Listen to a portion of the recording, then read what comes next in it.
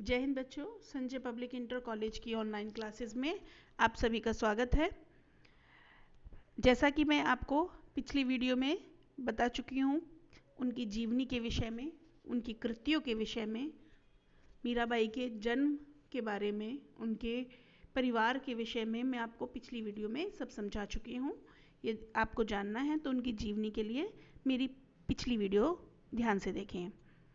अब हम चलते हैं मीराबाई की पदावली के बारे में। ये आप लोगों को बताती है कि मीराबाई कितनी उपासक थी भगवान श्री कृष्ण की भक्ति की।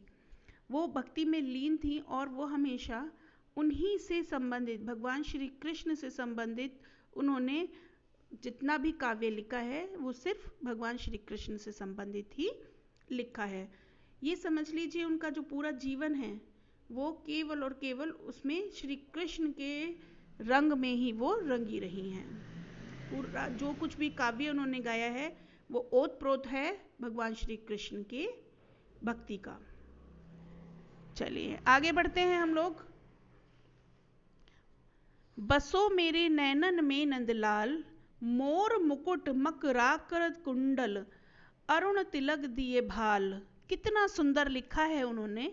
आप इसे जरा ध्यान से पढ़ेंगे तो आपको समझ में भी आएगा और सुनकर आनंद भी होगा कि हे भगवान श्री कृष्ण जो नंद के लाल यानी कि नंद के बेटे हैं, वो मेरे नैनों में आकर बस जाओ। वो कौन है? नंद के लाल कैसे हैं? जिनके माथे पर मोर का मुकुट है, ठीक है, और मछली के आकार के कुंडल उन्होंने धारण कर रखे हैं, जिनके माथे पर तिलक शोभायमान है। मोहन मूरत सांवरी सूरत, नैनन बने विशाल। जिनकी जो मूर्ति है, जो उनका मुख है, वो सुंदर है, बहुत सांवला सलोना सुंदर है, जो कि आंखों में, जो नैनों में बस जाता है।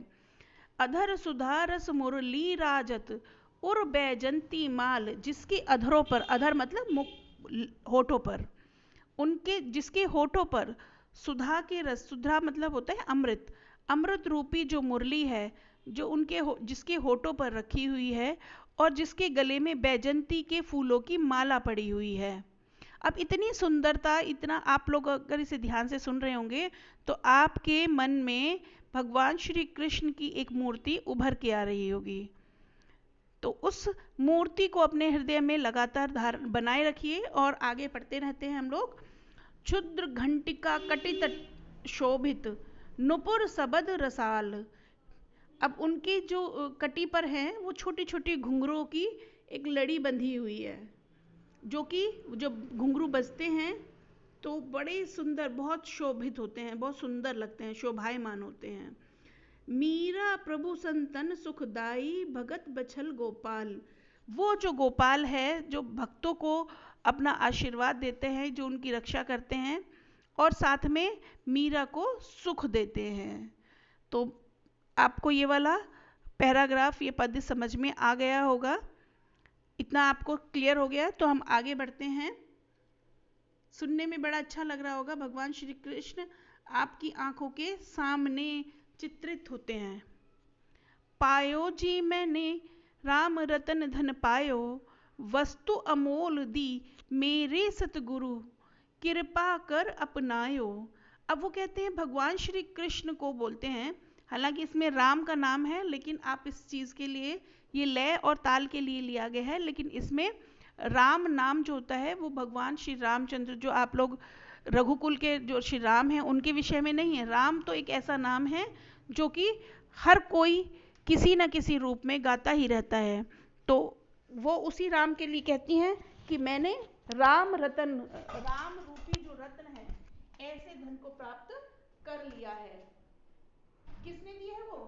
वस्तु अमोल, वो अमोल अमूल्य वस्तु जो दी है वो मेरे गुरु ने दी है, मेरे सतगुरु ने मुझे दी है, जो कि कब मिली है? जब उन्होंने मुझ पर कृपा की है।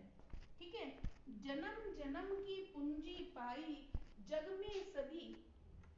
अब वो कहते हैं कि मैंने जो हमें वस्तु दी है, जो भगवान हमारे गुरु ने मुझ पर कृपा करके जो राम नाम की जो धन दे दिया है, वो कैसी है वो कितने अमूल्य है ये उन्होंने बताने की कोशिश की है कि जन्म जन्म की पूंजी पाई, जग में सभी खुवायो। मैंने अपने जग की जितनी भी ये वस्तुएं हैं उन सबको तो खो दिया है, लेकिन मेरे को जो पूंजी मिली है ना, वो भगवान राम, राम मतलब भगवान के लिए, श्री कृष्ण के लिए कहा गया है कि वो जो पूंजी है वो तो मेरी जन्मों जन्मों तक के लिए मेरे को पार कर देगी, मतलब इतनी अमूल्य है वो। खर्च नाही कोई चोर न लवे, दिन दिन बढ़त सुवायो।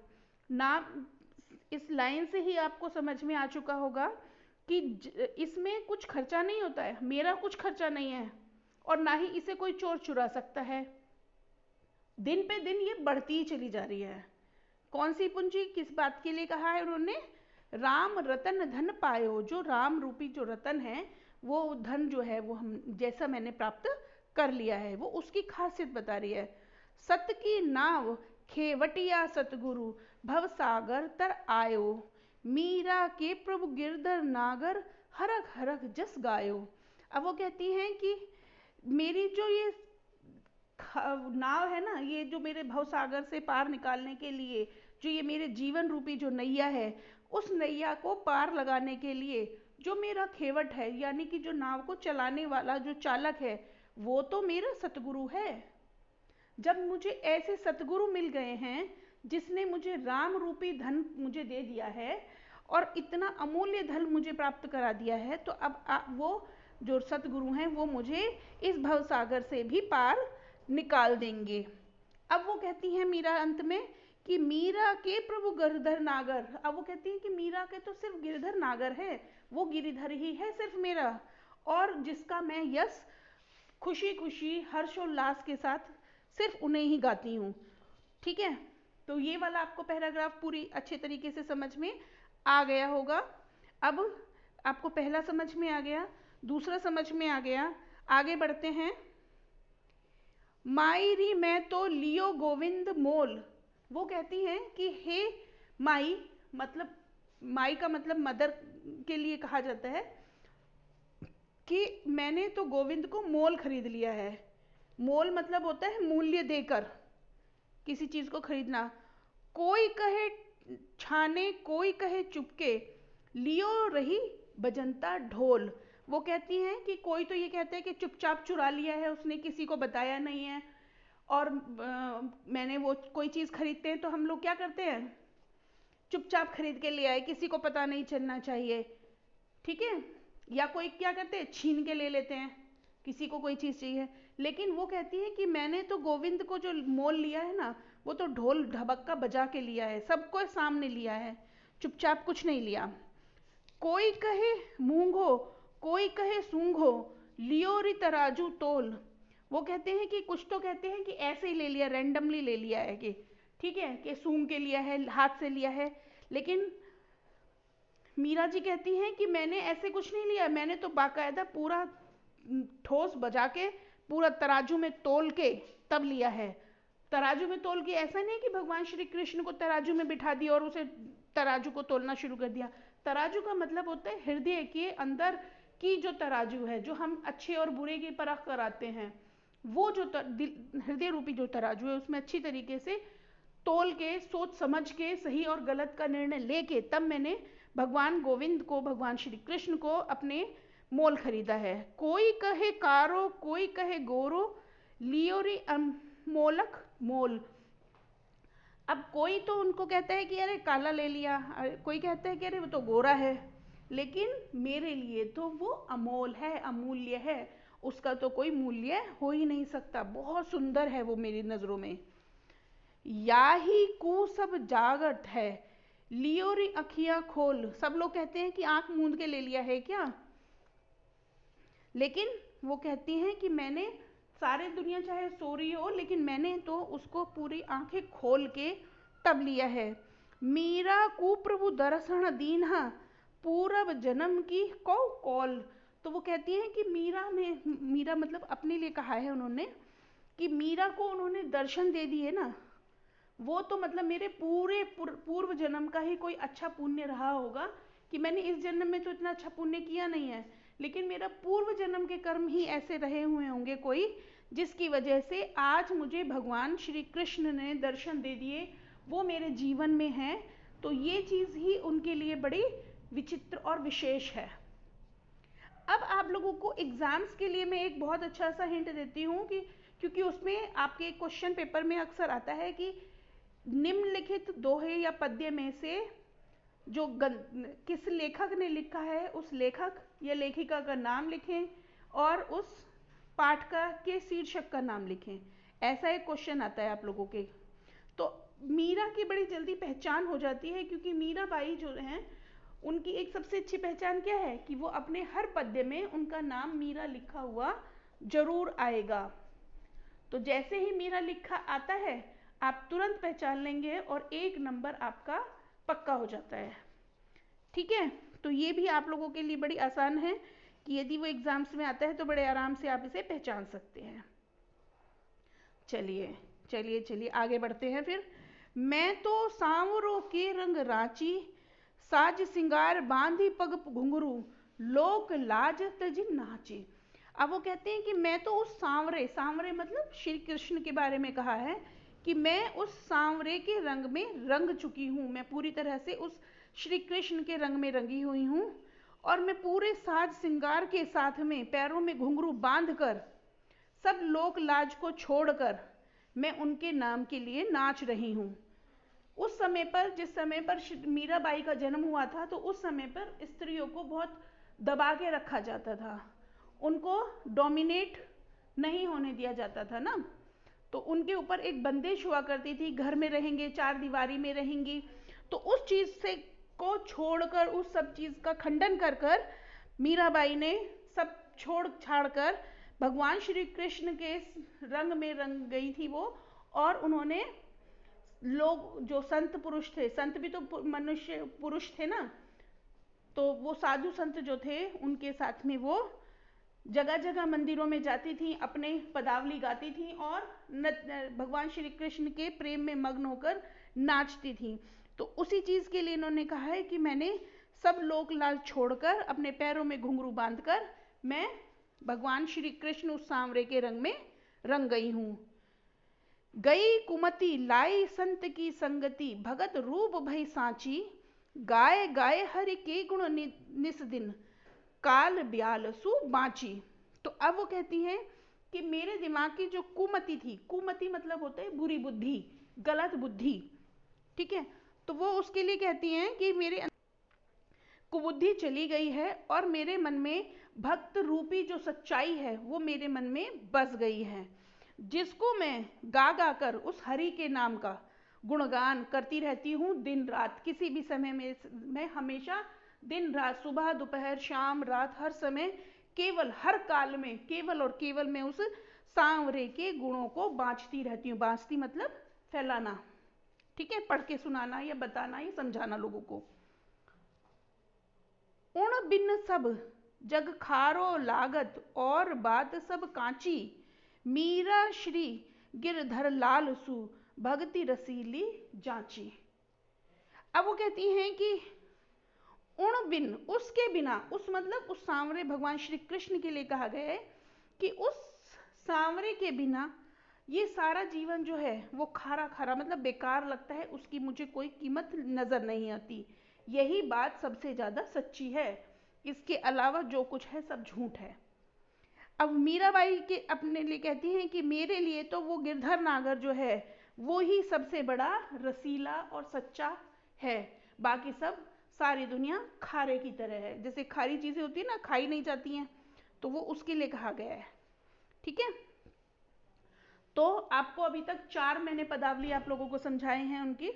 मैं उम्मीद कर रही हूँ कि आप इतने इंटेलिजेंट हैं, आप इतने समझदार बच्चे हैं कि आपको एक बार में अच्छे से समझ में आ रहा होगा। अब आपको अंतिम मैं आपको समझाती हूँ। मेरे तो गिरधर गोपाल दूसरो न कोई, जाके सिर मोर मुकुट मेरो पति सोई। अब मैंने आप लोगों को पहले जब जीवनी पढ़ाई थी तभी ये वाली बात आपको क्लियर कर दी थी कि मीरा भगवान श्री कृष्ण को पति के रूप में मानती थी। उन्होंने भगवान श्री कृष्ण को अपना पति मान लिया था। इसीलिए उनके पति भोजराज की जब मृत्यु हो गई थी तो उन्होंने सारी दुनिया को छोड़ छाड़ कर वो सिर्फ भगवान की आराधना में लीन हो गई थी। ये वाली बात मैं आपको पहले भी बता चुकी हूँ। ठीक है, तो अब वो दोबारा वही कहती हैं, उन्होंने देखो ये बात स्वीकार कर भी ली है कि मीरा मेरे तो सिर्फ गिरधर गोपाल हैं, वो भगवान श्री कृष्ण हैं, दूसरा कोई है ही नहीं। अब वो गिरधर गोपाल कौन है? जिसके सिर पर मोर का मुकुट है, वही मेरा पति है, यानी कि भगवान श्री कृष्ण। तात मात भ्रात बंधु अपनो न कोई, न ताऊ न पति न माता न भाई न बंधु, कोई भी अपना नहीं होता। छाड़ दिए कुल की काले, कहा करहे कोई, मैंने तो अपना कुल का सबको हर किसी को छोड़ दिया है, क्योंकि कोई भी अपना नहीं होता है। अपने लिए वो कुछ क्या कह सकता है? कोई कुछ नहीं करता। ठीक है, कोई नहीं कहता किसी अपने के लिए। तो इसलिए मैंने अपना कुल सब चीज छोड़ दिए, सारी दुनिया को छोड़ दिया है, केवल किसके पीछे? भगवान श्री कृष्ण के पीछे। संतन ठींग बैठी बैठी, संतों के ढिंग, ढिंग में तो ढिंग मतलब पास में, ठीक है ना, संतों के पास में बैठ बैठ के लोक लाज खोई, मैंने लोक लाज खो दी है। जैसे होता है ना कि आदमियों के पास नहीं बैठा जाता है, इस तरह की कुछ अवधारणाएं जो पहले ज़माने में, आज भी काफ़ी इंटीरियर में होती है ना, औरतें आदमियों के साथ बैठना उचित नहीं माना जाता है, तो उस चीज़ के लिए उन्होंने कहा है कि मैं तो संतों के पास में बैठ बैठ के मैंने तो अपनी लोक लाज भी खो दी है। असुवन जल सांची सांची प्रेम बेली बोई, मैंने अपनी आंखों के आंसुओं से सींच के जो प्रेम रूपी जो बेल है, किसकी प्रेम रूपी बेल? भगवान श्री कृष्ण के लिए जो प्रेम है, उस बेल को बड़ा किया है। उसके अंदर पानी कौन सा लगा है? अपनी आंखों के आंसुओं का। ठीक है, अब तो बेल फैल गई आनंद फल होई, अब तो बेल पूरी तरह से फैल गई है, जितना उसे विस्तार होना था पूरी तरह से विस्तार हो चुका है उसका, और उस पर बल्कि फल भी आने लगा है। उस फल का नाम क्या है? आनंद, खुशी, प्रसन्नता, आत्म संतोष, कुछ भी कह सकते हैं आप। तो वो आनंद रूपी जो फल है वो उस पर आ गया है। ठीक है, भक्ति देखी राजी हुई, जगत देखी रोई, दासी मीरा लाल गिरधर, तासो अब मोई। अब वो कहते हैं कि जब मैं अपनी भक्ति के बारे में सोचती हूँ तो मैं बड़ी राजी हो जाती हूँ। राजी मतलब होता है खुश हो जाना, मैं बहुत खुश हो जाती हूँ। लेकिन जब मैं इस जगत को देखती हूँ कि जगत में जितने लोग हैं सिर्फ भौतिक सुख की तरफ भाग रहे हैं, उनमें से कितने लोग हैं जो भगवान की सच्ची भक्ति कर रहे हैं, तो ये सब चीज़ जब मेरे हृदय में आती है तो मैं रो पड़ती हूँ, मुझे बड़ा दुख होता है। तो फिर वो अपने लिए कहती हैं कि जो ये दासी मीरा है ये भगवान श्री कृष्ण के ही नाम के लिए है। ठीक है, क्योंकि अब वो भगवान श्री कृष्ण मेरे हैं। तो ये आप लोगों को इतना, आज आप लोगों का ये मीरा वाला पदावली समाप्त होती है। इसको अच्छे से रटना, पढ़ना, बल्कि इसे रट्टा मारने की आवश्यकता नहीं है, अच्छे से इसे 2-3 बार जब इस वीडियो को आप सुनेंगे तो आपको बहुत अच्छे से समझ में आ जाएगी। इसी के साथ आज मेरी वीडियो समाप्त होती है। अगली वीडियो में हम जल्दी मिलेंगे। इतने इस वीडियो को लाइक शेयर जरूर कीजिएगा प्लीज़, इससे हमें फीडबैक मिलता है। और सब्सक्राइब जरूर करना, उस देख के सब हमारे सब्सक्राइबर्स को देखकर एक अच्छा बल मिलता है। ठीक है, तो जल्द ही मिलते हैं आपसे अगली वीडियो में। जय हिंद।